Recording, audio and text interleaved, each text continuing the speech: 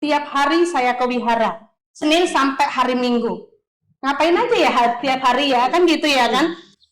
Sebenarnya awalnya saya sih nggak di situ sih, nggak mau kuliah di STAB, tapi karena waktu itu orang tua saya bilang, "Nak, kamu kuliah di STAB Semarang ya, Sailendra." Saya masih terdiam.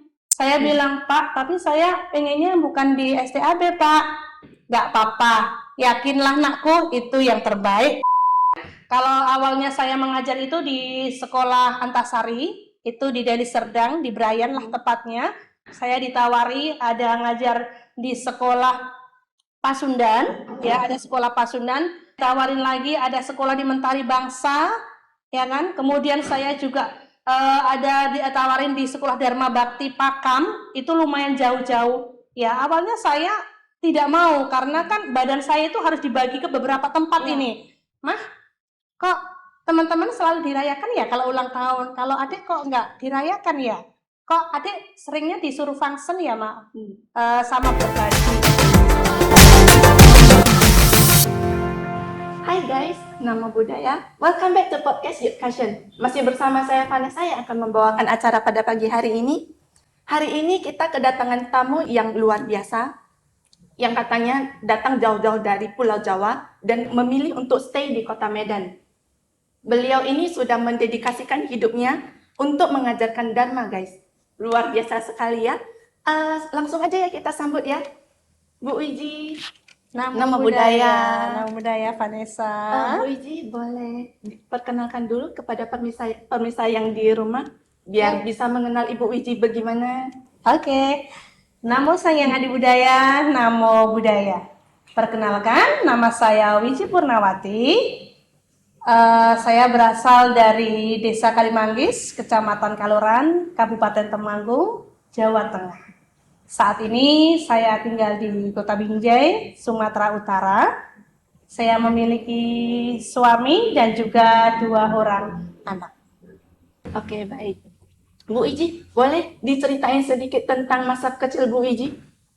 Baik, Vanessa, bercerita tentang masa kecil.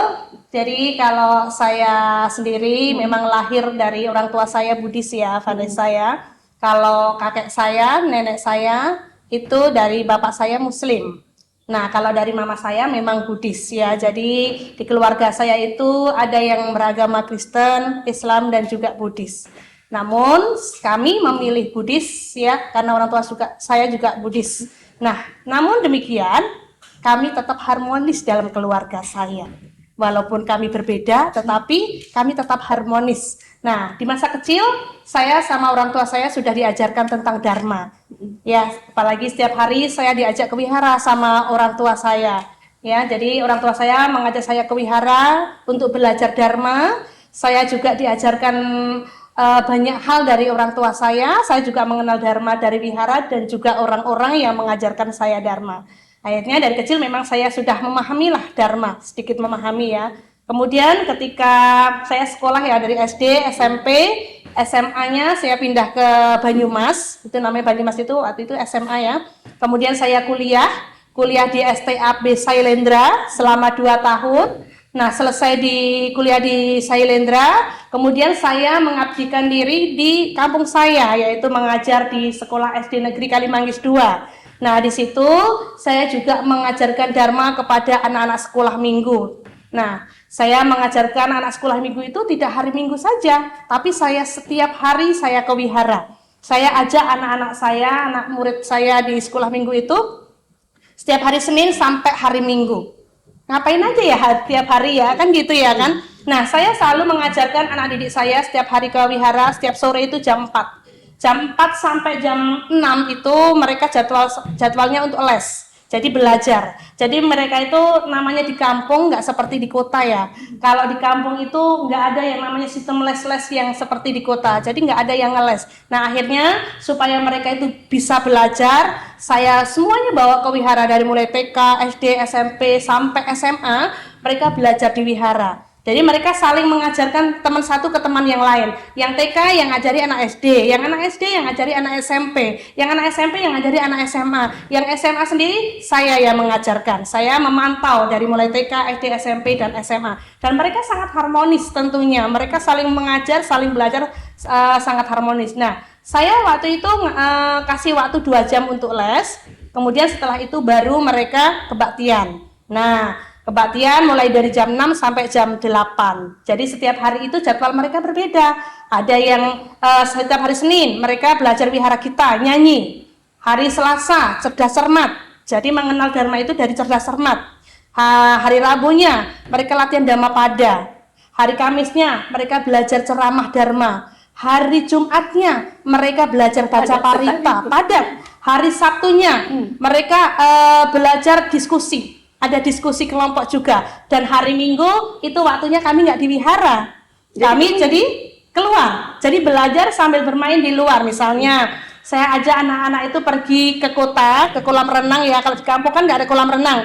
Jadi pergi ke kota, mereka selain berenang, setelah berenang mereka kita membagi kayak game, membuat game. Game tapi sambil belajar. Jadi mereka punya kelompok-kelompok belajar. Nah, jadi kita dapat bermainnya, kita dapat gamenya, kita dapat ilmunya, kita dapat semuanya. Jadi memang setiap hari anak-anak sekolah minggu itu mereka memang aktif di wihara.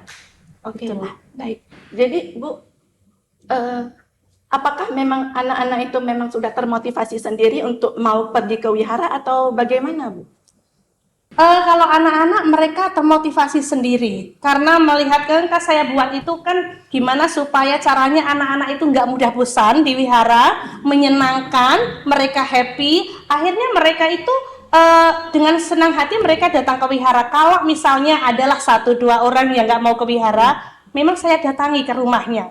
Saya tanya, kenapa nggak mau ke wihara nak? Nah, dia bercerita, ya Bu, saya malas misalnya. Ya, saya kasih semangat, saya kasih motivasi, dan akhirnya mereka datang ke wihara. Bahkan di waktu itu tempat saya itu hampir semua anak itu nggak ada yang nggak ke wihara. Mereka semua datang ke wihara untuk aktif di wihara.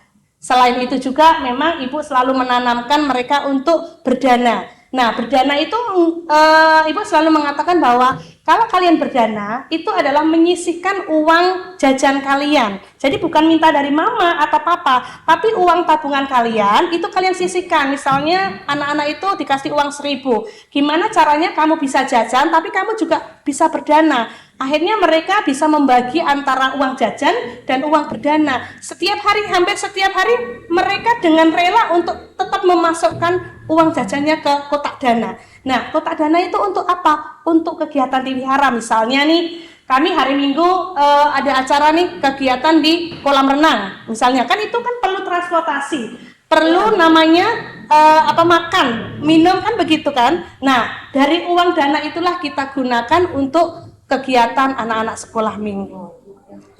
Oke, luar biasa sekali. Untuk usia anak-anak itu kira-kira berkisar dari berapa sampai berapa tahun ya Bu? Kalau anak sekolah minggu itu dari TK sampai SMA. Namun yang SMA biasanya membantu saya untuk mengajarkan ke adik-adiknya. Jadi memang pada saat itu waktu di kampung ya, itu anak kecil SD itu sudah bisa berceramah. Sudah bisa, iya, karena memang saya latih untuk berceramah di depan. Jadi setiap hari misalnya kita jadwal ceramah itu hari Selasa. Jadi setiap hari Selasa itu mereka punya jadwal sendiri siapa yang hari ini ceramah. Jadi yang ceramah itu bukan saya, yang ceramah itu bergantian mereka. Anak-anak sekolah minggu itu bergantian untuk ceramah. Misalnya mereka nggak lama-lama sih berceramah, misalnya 15 menit atau 10 menit, tapi mereka sudah terbiasa untuk ngomong di depan. Karena mereka berganti-gantian. Yang mimpin juga anak sekolah minggu, yang ceramah juga anak sekolah minggu, yang baca Dhammapada nanti anak sekolah minggu, semuanya dari mereka untuk mereka. Mereka udah terlatih lah dari kecil memang seperti itu. Sekecil itu sudah latihan public speaking. Yes. Dan berceramah di depan seperti teman-temannya gitu ya. Wah, udah mereka terlatih dari kecil untuk memang terbiasa ngomong. Nah, yang belum pandai misalnya bukan nggak pandai, masih takut, mereka kita latih, kita kasih motivasi. Pokoknya pendengarnya itu kawan-kawannya. Karena mereka punya jadwal. Kami sudah tampang jadwal gitu ya. Oh, hari Selasa tanggal sekian si A, si B. Berarti mereka sudah mempersiapkan selama 1 minggu itu. Jadi memang mereka sudah ada persiapan, mau nggak mau memang harus siap. Dan akhirnya lama-kelamaan walaupun dia masih SD, dia sudah terbiasa dengan ngomong di depan. Karena kami kan nggak cuma ceramah ya, kayak misalnya latihan Dhammapada, diskusi kelompok itu cerdas cermat juga mereka harus ngomong kan. Nah, jadi mereka memang sudah terbiasa dari kecil itu memang ngomong. Nah, seperti itu. Pernah nggak murid-murid ibu itu langsung curhat ke ibu, terpressure lah karena harus ceramah di depan umum, karena harus begini di depan umum gitu? Pernah nggak? Pernah. Jadi ada anak yang pemalu, ya pemalu ini nggak berani nih ngomong di depan ini. Terus ngomongnya sama ibu langsung. Ibu, saya nggak berani ngomong ini di depan, Bu. Kemudian siapa bilang nggak berani? Kamu bisa. Siapa bilang? Ayo buktikan sama ibu. Buktinya kamu kalau di mana-mana kamu hebat kok, kamu pinter. Saya terus kasih motivasi ke anak itu. Akhirnya coba dulu. Kalau sudah dicoba, baru bilang nih nanti nggak bisa. Nah, terus akhirnya dia pun mau. Dia mulai ngomong beberapa menit untuk di depan yang sebenarnya dia pun bisa, bukan nggak bisa. Tapi karena melinder, malu tadi, akhirnya dia takut kan ngomong sama ibu. Saya nggak bisa, Bu, padahal dia bisa. Setelah dia ngomong di depan, saya langsung tepuk tangan. Saya kasih, kamu hebat, kamu jempol, kamu. Nah, kasih motivasi. Akhirnya apa? Setelah itu dia mulai berani ngomong, udah terbiasa di mana-mana ngomong, seperti itu. Ibu, gimana sih tadi kan ibu ada cerita sedikit tentang perkuliahan ibu. Kenapa sih ibu memilih kuliah di STAB? Iya.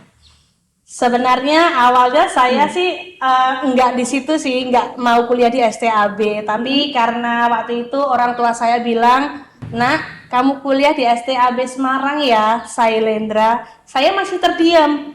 Saya bilang, "Pak, tapi saya pengennya bukan di STAB, Pak." "Enggak apa-apa. Yakinlah nakku, itu yang terbaik," kata bapak saya pada saat itu. Karena saya pun orangnya penurut ya sama bapak saya, dan saya selalu yakin bahwa pilihan orang tua saya pasti untuk terbaik untuk saya. Ya udahlah Pak, nanti saya akan daftar di kuliah STAB. Akhirnya saya daftar ujian, karena ada ujiannya, ada tes wawancara juga, ya kan. Akhirnya saya diterima di STAB situ ya, STAB Sailendra. Awal-awalnya saya masih belum beradaptasi ya. Kemudian ketemu dengan teman-teman lama juga, akhirnya saya udah mulai senang dan saya mulai belajar Dhamma lebih dalam lagi. Saya mulai belajar lagi, akhirnya saya menjadi lebih senang, lebih menyenangi lah seperti itu di STAB Sailendra. Nah, setelah 2 tahun saya kan pindah nih, akhirnya saya pindah ke Medan, melanjutkan sama-sama di STAB. Ada namanya STAB Bodhidharma. Jadi saya S1-nya lulusan dari STAB Bodhidharma Medan. Nah, di situ saya kuliahnya Sabtu dan Minggu. Selebihnya Senin sampai Jumat saya mengajar di beberapa tempat sekolah, dari di Medan, Deli Serdang sampai di Aceh. Sampai di Aceh? Sampai di Aceh. Berarti ibu masih berstatus mahasiswi dan sudah mengajar? Iya, status saya mahasiswi tapi saya sudah mulai mengajar ya. Kalau awalnya saya mengajar itu di sekolah Antasari, itu di Deli Serdang, di Brayan lah tepatnya. Itu saya mengajar di situ dari TK, SD, SMP sampai SMA. Kemudian setelah beberapa hari kemudian saya ditawari ada ngajar di sekolah Pasundan, ya ada sekolah Pasundan. Memang di situ tidak ada gurunya. Ya, kemudian saya ditawarin lagi ada sekolah di Mentari Bangsa, ya kan? Kemudian saya juga ada ditawarin di sekolah Dharma Bakti Pakam, itu lumayan jauh-jauh. Ya, awalnya saya tidak mau karena kan badan saya itu harus dibagi ke beberapa tempat ini. Cuman saya mikir, kalau bukan saya, siapa lagi? Sedangkan guru agama Buddha terbatas. Guru agama Buddha itu pada masa itu boleh bilang dihitung sedikit. Itu iya sedikit sekali. Dan sekolah kita yang membutuhkan guru agama Buddha itu sangat banyak. Akhirnya karena saya mikir nanti kalau nggak ada guru agama Buddhanya dia mau belajar di mana? Akhirnya saya ya udahlah, saya oret-oret supaya saya bisa membagi waktunya antara saya ngajar di Brayan, saya ngajar di Medan, saya ngajar di Pakam, saya ngajar di Kuala Simpang di Aceh, ya kan? Dalam satu hari itu? Dalam satu hari? satu minggu, satu minggu, iya. Misalnya gini, saya Senin pagi itu berangkat ke Brayan, siangnya saya ngajar di Pakam. Selasa saya paginya ngajar di Brayan, siangnya saya ngajar di Medan. Rabu saya ngajar di sini, sorenya ngajar di sini, dan malam juga saya masih ngajar. Saya pernah juga ngajar di ini kan malamnya di kampus Umpri. Ya, di Umpri, hanya saja waktunya tidak dapat. Akhirnya saya keluar juga dari kampus karena memang waktunya bentrok. Nah, memang kalau waktu itu pada saat masa remaja ibu itu, waktu itu sangat berarti sekali. Karena Senin sampai Minggu nggak ada waktu untuk nongkrong seperti teman-teman. Kalau teman-temannya bisa makan, nongkrong, santai, jalan-jalan, saya bahkan nggak ada waktu untuk itu. Bahkan hari Minggu sendiri saya juga pergi ke Aceh, ke Kuala Simpang kan, berangkat jam 5, sampai Kuala Simpang itu sekitar jam setengah 10, saya di situ nggak ada istirahatnya tuh, langsung buka meja untuk belajar. Langsung bayang, belajar, mulai dari TK, SD, SMP, SMA, itu dalam satu hari. Selesai saya ngajar itu sekitar jam 5. Jam 5 saya keliling ke sekolah-sekolah, kadang-kadang ada anak-anak yang bermasalah, saya langsung turun langsung ke sekolah-sekolah. Langsung turun tangan? Iya, lu turun tangan untuk, ya kadang-kadang kan anak ada yang bermasalah, saya turun tangan juga. Nah, saya naik bus itu sekitar jam 7, jam setengah 8, sampai rumah itu setengah 11 malam, jam 11. Jam 11 malam. Jam 11 malam, besok pagi jam 5 saya udah berangkat lagi, menuju ke beberapa tempat. Nah, jadi memang kalau hari libur saya sendiri itu jarang sih menikmati untuk santai jalan-jalan. Kalau tanggal merah, saya juga nggak ada waktu untuk jalan-jalan. Kenapa? Tanggal merah itu waktu saya ke wihara. Jadi kalau tanggal merah itu biasanya sudah ada jadwal nih, rapat di wihara, organisasi, kan seperti itu. Jadi memang waktunya itu udah padat sekali. Mulai kerja, ngajar, kuliah, ke wihara, karena memang kan harus aktif ya di wihara kan seperti itu. Kalau boleh tahu Bu, Ibu sebagai aktivis di wihara itu kegiatannya apa aja? Kalau aktivis di wihara pada saat itu saya ikut muda-mudi ya, ya kan.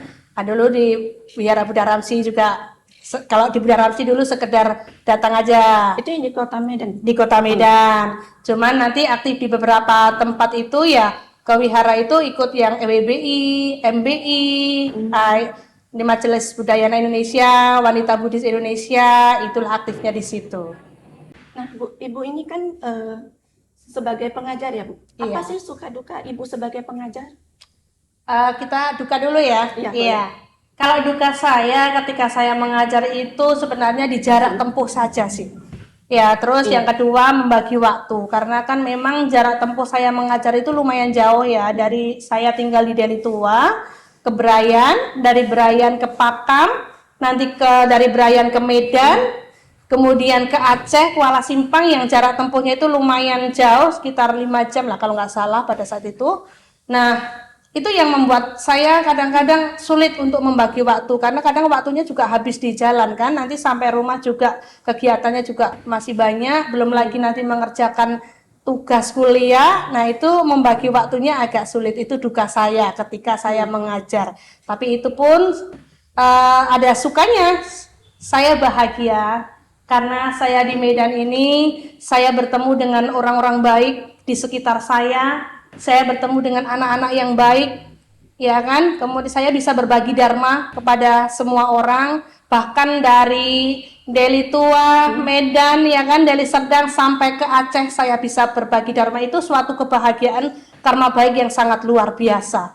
Bahkan saya bertemu dengan anak-anak yang contohnya misalnya gini, ada anak yang mau putus sekolah karena biaya, karena yang sekolah itu tidak semuanya mampu, ya kan. Ada juga orang tuanya yang nggak mampu, dan akhirnya saya berusaha gimana caranya supaya anak ini tetap sekolah. Akhirnya saya bertemu dengan orang baik juga, namanya waktu itu Cici Ana, ya, tinggal di Medan ya. Beliaulah yang membantu saya untuk mencarikan donatur supaya anak-anak di sekolah yang saya ajar itu dia tetap sekolah. Jadi ada namanya program Ehipasiko, dia yang membantu anak-anak ya supaya anak-anak bisa tetap berlanjut ke sekolah, yang sekarang anak-anaknya sudah jadi orang sukses. Saya selalu berpesan kepada anak-anak, Nak, sekolah yang pinter, hormati orang tuamu, walaupun kamu sulit saat ini, tapi yakin dan percayalah, kalau kamu giat, kamu berusaha, yakinlah suatu saat nanti kamu jadi orang sukses. Kebetulan kemarin pernah jumpa juga dengan murid saya yang waktu itu saya carikan beasiswa, sekarang sudah kerja ya di luar negeri, udah jadi orang hebat. Inilah kebahagiaan saya yang tak terhingga. Ketika saya melihat murid-murid saya itu sudah sukses, itu kebahagiaan buat saya. Makanya saya selalu ya pesan sama murid-murid, kalau kalian berusaha, yakinlah sukses. Tapi yang penting adalah berbuat baik.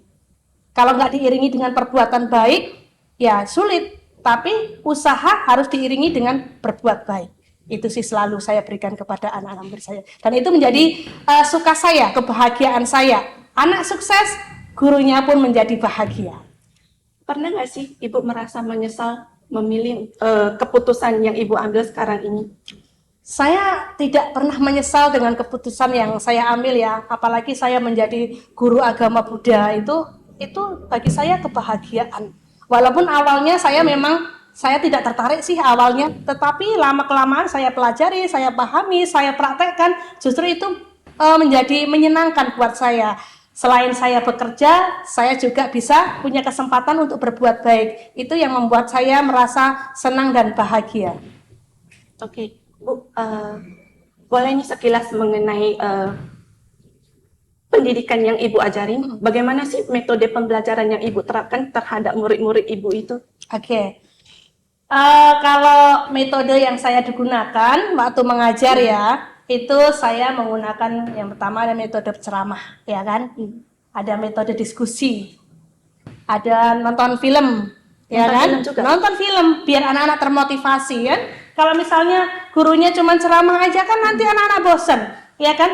Tingkat konsentrasi anak-anak paling berapa persen ya kan? Nah, kalau cuma kita ceramah aja nanti banyak yang tidur. Maka gimana caranya supaya anak-anak itu tidak bosan? Maka triknya yaitu ya saya sebelum mengajar anak-anak, saya tontonkan film dulu. Filmnya bukan sembarang film ya, saya pilih-pilih. Film itu yang bisa dicontoh anak-anak. Misalnya film bakti kita kepada orang tua yang nanti sampai rumah masih ingat, oh saya harus berbakti kepada mama dan papa saya. Walaupun cuma 5 menit, 10 menit, tapi film itu maunya yang berkesan untuk anak-anak. Makanya setiap saya masuk ngajar, anak-anak, Miss, film apa kita hari ini? Nah, kenapa? Dia selalu penasaran apa yang mau ditonton filmnya ini. Nah, tapi film-film itu tentu film-film yang berkaitan dengan Buddhis. Sehingga anak-anak itu pulang bisa ada kesannya, oh saya nonton film ini. Kemudian ada diskusi. Nah, nanti presentasi. Jadi anak-anak itu nanti juga pandai ngomong di depan. Diskusi dulu dengan kelompoknya, nanti presentasi di depan, ya kan? Nah, pas presentasi mereka kan lebih percaya diri. Mengungkapkan istilahnya, oh ini saya hasil karya saya selama diskusi, saya presentasikan di depan. Kemudian nanti main game. Ice breaking namanya, biar senang anak-anak. Jadi nggak cuma monoton kita ceramah aja, tapi ada ice breakingnya, ada game-gamenya. Nah, apalagi kalau anak SD kan lebih senang tuh yang bersenang-senang. Main game itu lebih memotivasi. Nah, gamenya yang seperti apa? Gamenya itu yang melatih konsentrasi. Nah, selain dia senang, supaya kita bagaimana anak-anak itu melatih konsentrasi. Nah, ada kaitannya seperti itu. Berarti Metode. kurang lebih hampir sama dengan sekolah minggu yang Ibu terapkan di Pulau Jawa dulu ya? Iya, benar. Jadi memang apa yang Ibu terapkan dulu waktu di Jawa, saya juga terapkan di Medan. Nah, jadi Bu, kalau boleh tahu Ibu sudah mengajar berapa lama ya? Ibu mengajar itu sekitar sudah 18 tahun. 18 Iya, jadi guru agama Buddha 18 tahun ya, dari 2006 dulu Ibu di sini. Sebelumnya juga Ibu sudah mengajar agama Buddha di Jawa. Nah, pas di Jawa itu ngajar sekitar 1 tahunan, baru Ibu pindah ke Medan. Kota Medan. Iya. Nah, Bu, Ibu kan sudah lama juga mengajar, selama 18 tahun juga nih. Iya. Jadi, Ibu itu kan bukan sebagai pengajar aja, ada sebagai aktivis juga. Jadi, bagaimana Ibu menerapkan Buddhisme dalam kehidupan bersosial Ibu? Oke, baik ya. Jadi kalau Ibu sekarang ini kan istilahnya selain Ibu rumah tangga, Ibu kan juga harus bekerja, Ibu juga harus bersosial, kan seperti itu ya. Namun, ya kita harus bisa beradaptasi ketika kita mengajar, ketika kita di rumah, ketika kita bersosial. Nah, kalau di rumah ya kita bersama anak-anak menerapkan Buddhisnya, misalnya gini loh. Misalnya nih, ketika anak saya ulang tahun misalnya nih. Kalau anak saya ulang tahun itu, kalau teman-temannya di sekolah itu kan biasanya dirayakan, ya kan? Nah, pertama kali anak saya kan nggak dirayakan. Kemudian dia tanya sama mamanya, "Mah, kok teman-teman selalu dirayakan ya kalau ulang tahun? Kalau adik kok nggak dirayakan ya? Kok adik seringnya disuruh function ya, Mak? Sama berbagi." Nah, kemudian saya tanya ke anak ibu, "Nah, sekarang adik mau pilih, mau dirayakan atau kita mau berbagi?" Kemudian anak saya bilang, "Berbagi aja lah, Ma, lebih asik," katanya. Oh ya udah, oke, kita berbagi ya kalau begitu ya pas ulang tahun. Iya, Ma, sambil function ya, Ma. Ya, jadi setiap anak saya ulang tahun itu memang kalaupun dirayakan itu cuma sederhana dengan keluarga saja. Istilahnya sekedar potong kue sudah gitu sebagai rasa syukur aja. Tapi selebihnya kita lebih memaknainya dengan berbagi. Berbagi kepada siapa? Berbagi kepada orang-orang yang telah berjasa kepada anak saya. Contohnya, dulu waktu kecil dia dijaga sama orang lain. Ya kan, ada ibunya, ada mamanya. Ibunya itu yang jaga sama mamanya, seperti itu. Jadi dia selalu bilang, "Ma, nanti beli beras ya sama telur untuk ibu ya, untuk mama ya." Iya. Kemudian mau bagi kepada siapa lagi? "Nanti, Ma, kita kasih sama tukang-tukang becak di pinggir jalan itu kan kasihan, Ma, kena panas-panas gitu kan." Ya udah, nanti kita beli, kita bungkusin, baru kita bagi-bagi ya. Dan yang bagi-bagi juga bukan mama papanya, yang bagi dia sendiri. Nah, uangnya dari mana? Dia punya tabungan kebetulan. Nah, tabungan itu digunakan untuk berbagi. Dia nggak minta sama mamanya untuk berbagi, tapi tabungan dia digunakan untuk berbagi kepada orang lain. Nah, itu memang kalau di lingkungan keluarga saya sendiri, istilahnya saya terapkan seperti itu. Tapi ketika sekarang di lingkungan sosial itu kan kita istilahnya kita sudah beda-beda ya. Kita bertemu dengan teman yang seperti apa. Kita juga harus beradaptasi, apalagi zaman sekarang. Zaman now ini kan modelnya udah konten, kreator ya kan. Kita juga harus mengikuti. Walaupun saya guru agama Buddha, kalau urusan foto-foto saya juga selalu terdepan. Nah, urusan selfie-selfie saya selalu terdepan. Yang penting saya tidak melanggar aturan ya, istilahnya kita tetap menjaga yang namanya sopan santun seperti itu. Walaupun saya mengikuti namanya konten-konten yang zaman sekarang ini ya, namun saya juga harus tetap sopan santun, etika itu tetap menjadi nomor satu. Nah, kemudian kalau misalnya di lingkungan kerja, bagaimana di lingkungan kerja? Di lingkungan kerja sekarang lihat dulu kegiatannya. Kalau kita lagi kerja ya kita fokus dengan kerja, tapi setelah kerja kan kita ada kegiatan-kegiatan yang lain. Ya kita harus ikuti aja alurnya. Karena gini, kalau kita terlalu fokus mengajar, fokus kita yang ini nanti payah. Jadi kita harus ikutin aja. Waktunya kita maksudnya dengan bersama anak-anak, itu bersama anak-anak. Waktunya dengan guru, bersama guru. Jadi kita harus bisa membedakan kita sama siapa, dengan siapa, dan di mana. Waktunya sama keluarga, hiduplah ketika sama keluarga.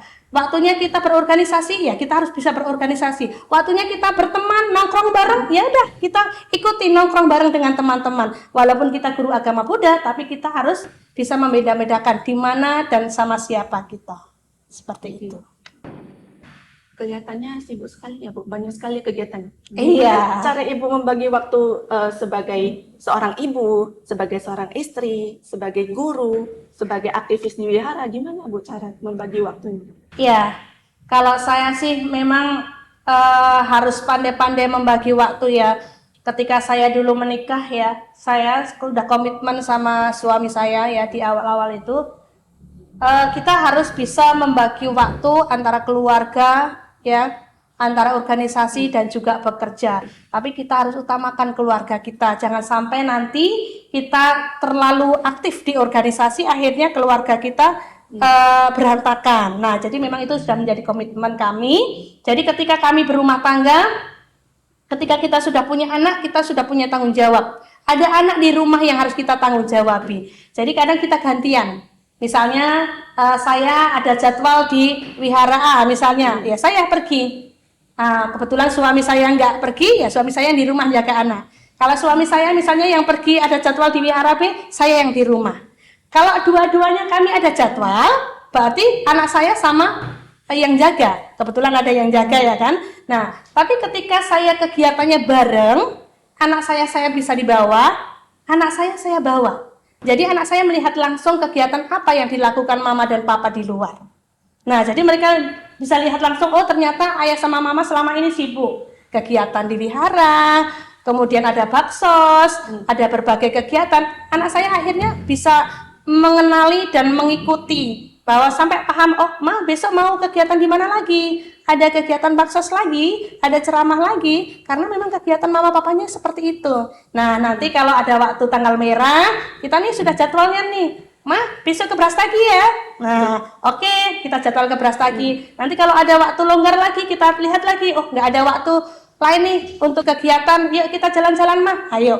Jadi setiap kegiatan, momen kegiatan apapun saya selalu bawa anak-anak. Jadi anak-anak ini selain ikut orang tuanya, dia ikut jalan-jalannya, juga dia melihat kegiatan papa dan mamanya. Di situ juga anak saya bisa belajar dharma. Kadang-kadang kalau misalnya mamanya ceramah atau papanya ceramah, dia kan mendengarkan. Nanti di jalan pulang nanti banyak pertanyaannya. Nah, pertanyaan nanti dia kan mau anak saya itu memang kalau lagi ada ceramah dia suka bertanya gitu kan. Nah nanti nggak puas nih bertanya di wihara, nanti sepanjang jalan dia bertanya. Makanya disitulah dia mulai belajar dharma. Istilahnya melihat langsung, mendengar langsung, kemudian banyak pertanyaan, ya kan anak-anak sekarang kan gitu ya, banyak pertanyaan ya. Pengen tahu rasanya. Iya, pengen tahunya tinggi. Jadinya banyak pertanyaan. Nah di situ saya mulai senang karena apa? Saya nggak ngomong dia sudah paham. Jadi kalau papanya misalnya ceramah, dia mendengarkan. Oh misalnya nih contohnya nih mengenai 3 akar kejahatan, apa itu? Dosa, loba, moha misalnya. Apa itu dosa, apa itu loba, apa itu moha? Dicernanya. Nanti sampai sepanjang jalan kita jalan pulang nanti banyak pertanyaan tentang dosa, loba, moha itu. Nah dari situ dia mulai memahami, oh dharma itu seperti ini. Nah dari situ juga saya memperkenalkan dharma tidak hanya di wihara, tapi sepanjang jalan, kadang di rumah, kadang dimanapun, saya bisa memperkenalkan dharma dengan dia sendiri yang bertanya. Gitu sih. Berarti langsung dari diri dia sendiri ya Bu, bukan Iya. dari Bu Wiji yang langsung memperkenalkan gitu? Enggak, kadang-kadang anak saya itu istilahnya kan karena sering mengikuti kegiatan orang tuanya nih. Kalau mendengarkan ceramah dari mamanya atau papanya, itu ya itu nanti sampai rumah dia kan penasaran nih. Nah, dia sering bertanya sama mamanya, papanya, kok bisa kayak gini ya, Ma? Kok bisa kayak gini ya, Pak? Kritis anaknya. Jadi ya disitulah dia mulai belajar dharmanya gitu. Dari kecil sih, dari kecil kan sering ikut-ikut kemana kita pergi, dia ikut. Kalau misalnya kita mendengarkan ceramah juga di medan-medan kan dia selalu ikut. Jadi di situ dia sininya sering mendengar, ya kan? Jadinya sudah mulai belajar dharma gitu. Awal-awalnya sering protes nggak? Awalnya protes sih pernah gini kan, Ma, besok ada pergi lagi. Iya nakku pergi kan kebetulan kadang-kadang kan kita memang waktunya keluar-keluar terus. Mas boleh di rumah? Ya boleh, tapi sama siapa? Oh iya juga ya. Ya udahlah ikut aja. Karena kadang-kadang mungkin anak saya itu kadang letih juga kan, letih juga capek karena pergi pagi sampai malam gitu kan. Namun lama kelamaan karena udah seringnya dibawa, akhirnya ya udah terbiasa bahwa ini adalah kegiatan saya, kegiatan mama, papa juga kegiatan saya juga gitu. Jadi dia udah merasa terbiasa walaupun capek gitu. Kadang-kadang di sekolah, kadang gurunya pernah juga kan ngomong sama saya, Bu Wiji, itu si Maku ngantuk di rumah. Oh saya menyadari dia capek ngantuk mungkin karena saya bawa sampai malam. Banyak kegiatan. Iya banyak kegiatan. Tapi kalau saya tinggal, iya sama siapa? Kalau malam nggak ada yang jaga, akhirnya saya bawa. Memang kadang-kadang kalau di mobil saya suruh tidur ya anakku biar besok nggak kesiangan bangunnya, nggak ngantuk seperti itu. Bu, balik lagi ya. Tadi sepertinya dengar sekilas Ibu secara bergantian bersama suami Ibu untuk mengikuti kegiatan sebagai aktivis. Berarti suami Ibu juga seorang aktivis di wihara? Iya. Suami saya kebetulan penyuluh agama Buddha ya di kota Binjai. Jadi memang dari muda dulu kita sama-sama aktivis sih. Aktivis muda-mudi sampai sekarang udah bapak-bapak sampai emak-emak ya kan, itu kami sama-sama aktivis. Makanya kami seiring berjalan bersama karena kami memang dari pola pikir sendiri kita sudah sama-sama ingin mengembangkan Dharma. Dulu kalau suami saya itu awal mulanya itu kami perantauan. Saya juga merantau di sini, suami saya juga perantauan kan dari Jawa ke Binjai sini kan perantauan, ke Sibolga dulu. Nah, jadi dia guru agama Buddha di Sibolga, kemudian pindah ke Medan. Nah, sekarang ini pindah ke Binjai menjadi penyuluh agama Buddha Kota Binjai. Bu, jadi awalnya itu kenalnya berarti di Sibolga ya, Bu? Bukan, kan Ibu kan sama-sama rantauan. Apakah sama-sama rantauan dari pulau yang sama di Pulau Jawa atau bertemunya di Medan? Boleh diceritain sedikit nggak, Bu? Boleh. Nah, kalau suami saya itu memang asalnya itu dari Boyolali. Nah, kalau ibu kan dari Temanggung. Nah, kalau suami saya itu dulu merantau ke Sibolga, saya merantau ke Medan. Nah, kan sama-sama guru agama Buddha. Jadi memang kalau kayak kami ini nyari jodoh ini kalau memang sesukunya agak payah di sini. Kalau saya misalnya cari suku Jawa, banyak kan Muslim ya kan. Kalau misalnya mau suku Jawa ya jarang memang ada gitu. Jadi kebetulan kami sering bertemu di pelatihan guru agama Buddha di Kota Medan. Nah, disitulah kita bertemu ya. Awalnya ya berteman seperti biasa ya kan. Lama-lama kok istilahnya ini single sama single udahlah cinta lokasi ya kan. Akhirnya kita bertemu, mengenal, kemudian kita tunangan dulu sama suami, kemudian baru nikah tahun 2011. Bulan Maret lah. Nah, kami bertekad untuk menikah. Nah, awalnya sih kami cuman pengen ini menikah di Medan aja. Istilahnya menikah di vihara, karena kalau kami itu sebenarnya nggak pengen yang nikah itu yang wah-wah, yang megah-megah itu nggak pengen. Kami hanya pengen yang sederhana aja, yang penting kami bahagia. Namun pada saat itu kita telepon orang tua nggak setuju kan. Biasalah orang tua namanya pengen pesta dan lain sebagainya. Akhirnya kami pulang kampung. Ya kami pesta, habis pesta kami balik ke sini. Suami saya kebetulan diterima PNS ya di Tarutong. Nah, jadi dari Sibolga pindah ke Tarutong, PNS pegawai negeri ya. Kemudian saya tetap di Medan. Nah, saat itu setelah di Tarutong saya punya anak. Kemudian suami saya pindah ke Medan. Jadi pindah di Kanwil, Kementerian Agama. Kemudian anak saya lahir ya, jadi kita sudah sama-sama di Medan ini, sudah enak lah. Kalau dulu kan pernah jauh-jauhan nih, nggak enak nih. Nah, iya jauh-jauhan nggak enak nih. Nah, akhirnya setelah itu suami saya pindah ke Binjai dan saya pun ikut pindah ke Binjai. Nah, pertama kali saya ngajar di Maju Binjai. Nah, kemudian saat ini saya ngajar di Sekolah Ahmad Yani Binjai dari tahun 2014 sampai tahun 2004 saat ini. Sampai sekarang saya mengajar di Sekolah Ahmad Yani Binjai ya. Saya bersyukur, berterima kasih karena saya bertemu dengan orang-orang baik ya kan, murid-murid yang baik semuanya, sehingga saya sampai saat ini masih bertemu dengan Dharma yang sangat luar biasa lah pokoknya.